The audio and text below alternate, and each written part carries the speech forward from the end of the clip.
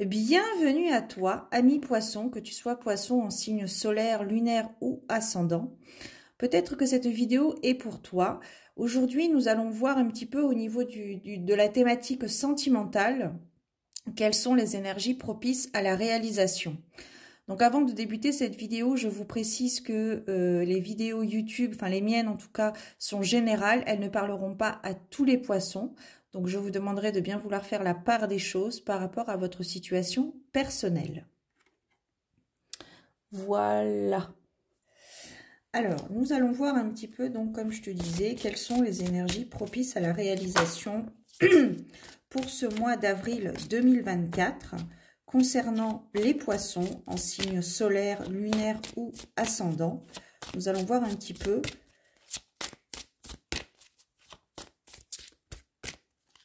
ce qu'il est potentiellement possible de se produire. Ouais. Alors ici, on nous parle d'une relation, alors unilatérale, dans le sens où il y a peut-être l'un des deux qui s'investit plus que l'autre. Et donc, il y a une sorte de, comment dirais-je, une sorte de, le fait d'être blasé, d'être fatigué, de faire des efforts et de n'avoir rien en retour. Donc ici, on vous demande peut-être des retrouvailles, d'organiser peut-être quelque chose avec votre autre, une sortie, enfin seul avec lui ou avec elle. Donc, il y a aussi cette forme d'évolution, de progression dans le couple. En fait, j'ai l'impression qu'il y a une personne qui ne montre pas forcément ses sentiments, mais qui est sûre d'être avec la bonne personne, parce que cette personne lui correspond parfaitement. Mais c'est une personne qui est un peu distante dans ses émotions, dans ses sentiments, au niveau qui ne montre pas ses sentiments. Et donc pour le coup, on vous demande vraiment ici de profiter de l'instant présent, que vous, des instants que vous allez passer avec votre autre. On vous demande ici, oui, vraiment d'être dans l'instant présent, de profiter de l'instant présent et de vraiment être à 100% avec votre autre. Ouais. Donc, il y a vraiment, comme je te disais tout à l'heure, une sorte de progression, d'évolution dans le couple qui peut être amené à un engagement solennel peut-être. Mais je vois pas forcément de déclaration parce que, ben, comme je te disais tout à l'heure, cette personne, elle n'aime pas montrer ses sentiments et pourtant, elle sait au fond d'elle qu'elle est avec la bonne personne. Peut-être une question d'ego, de fierté. N'hésitez pas à faire ressurgir, j'ai envie de dire, puisqu'il est tout le temps au fond de nous, notre enfant intérieur, votre innocence, votre joie de vivre, votre simplicité, votre innocence. C'est confirmé ici avec la carte de l'âme sœur, vous êtes vraiment avec la personne qui vous correspond, mais on vous demande ici de vous ouvrir un peu plus à l'autre parce que votre partenaire est peut-être fatigué, de peut-être faire des efforts, d'entretenir une relation quelque part unilatérale. Donc ici, on vous demande de faire un certain effort pour votre relation. Il y a un engagement qui se profile, mais on sent bien qu'il y a une personne qui n'est vraiment pas sûre de vouloir continuer à s'engager parce que justement, son partenaire ne montre pas ses sentiments, alors qu'au fond de lui, il sait ou elle sait que c'est vraiment la personne qui lui correspond. Donc ici, on vous demande un petit peu peut-être de sortir de votre zone de confort. Peut-être vous dire que finalement, eh bien, rien n'est acquis dans la vie. On peut tout perdre à tout moment. Et voilà, donc c'est peut-être aussi dans la tête de votre autre. C'est quand même, c'est pas forcément négatif ce que je dis par rapport à ce que je peux ressentir et par rapport aux cartes que vous découvrez ou que vous voyez actuellement. Je vois pas forcément une fin de relation. Je vois plus, ça tend plus vers une relation. Il va y avoir peut-être un déclic. Peut-être qu'il va même y avoir un ultimatum qui va vous être opposé.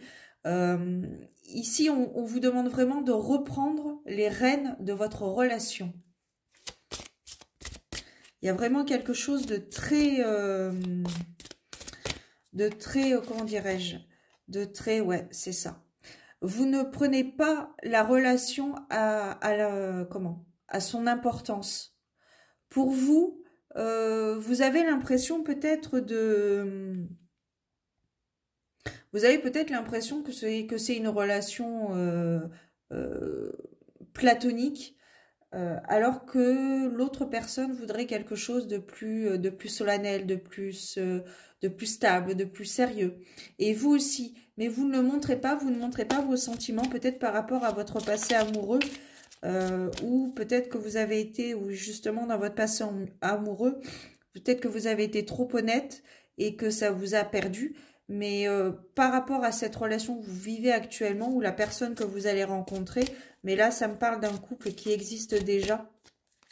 Il y a vraiment cette notion, ouais, c'est ça. On vous demande ici de prendre soin de vous. Et c'est peut-être ça le problème, que vous n'arrivez pas à vous investir dans ce couple parce que justement, vous ne prenez pas assez soin de vous pour prendre soin de l'autre. Donc peut-être une période de repos vous est nécessaire, une période d'introspection, peut-être voilà, pour voir les choses un petit peu plus clairement, disons. Et justement, peut-être que le fait de s'octroyer du temps pour soi va vous permettre de revoir vos priorités, de revoir ce qui est le plus important pour vous et pas forcément pour les autres. Et à ce moment-là, vous vous rendrez peut-être compte que la relation que vous vivez actuellement est celle qui vous convient et dont vous avez besoin.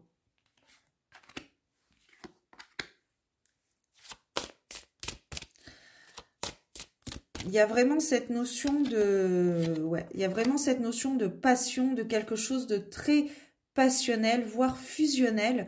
Peut-être un parcours de flamme jumelle qui est en place. Mais il y a vraiment quelque chose de très... c'est très beau, mais j'ai l'impression que vous ne vous rendez peut-être pas compte de la chance que vous avez d'être avec cette personne. Alors, on va terminer ce tirage avec une carte conseil. Je vous mettrai en barre d'informations les jeux que j'utilise si ça peut vous intéresser. On va voir un petit peu la carte conseil et je vous dirai également l'action à mettre en place par rapport à ce conseil.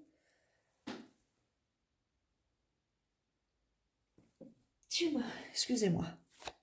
Je crois que j'ai un petit rhume. Rien de bien méchant. Eh oui, nous avons la carte du cycle. La vie est cyclique. Et donc, il y a donc quelque chose qui va prendre fin. Peut-être un ressenti, une émotion, un sentiment qui va prendre fin. Vous allez, je pense, prendre conscience de l'importance d'avoir cette personne en particulier dans votre vie. Mais pour cela, vous avez sûrement besoin, peut-être, de vous retrouver, de prendre soin de vous par un massage, par le fait d'aller se balader en forêt, au bord de la mer, de respirer, de méditer, de lire, voilà, de prendre du temps pour soi. Pas forcément de procrastiner, mais de prendre du temps pour soi. Alors, on va voir quelle est l'action à mettre en place par rapport à cette carte des cycles, du cycle. Votre corps est la clé pour vous indiquer où vous en êtes. Avez-vous l'énergie et la vitalité nécessaires pour vous concentrer sur vos objectifs ou êtes-vous en période de récupération? Écrivez ce que vous vivez actuellement. Relisez ce que vous avez écrit plusieurs fois. Puis autorisez-vous à honorer le cycle dans lequel vous vous trouvez. Est-ce pour vous un moment d'apprentissage ou un moment pour appliquer ce que vous avez appris? Voilà, mesdames et mesdames, c'était donc, et messieurs, si vous passez par là, c'était donc la guidance pour les poissons, la guidance sentimentale, ce que je pouvais ressentir pour cette période d'avril 2024.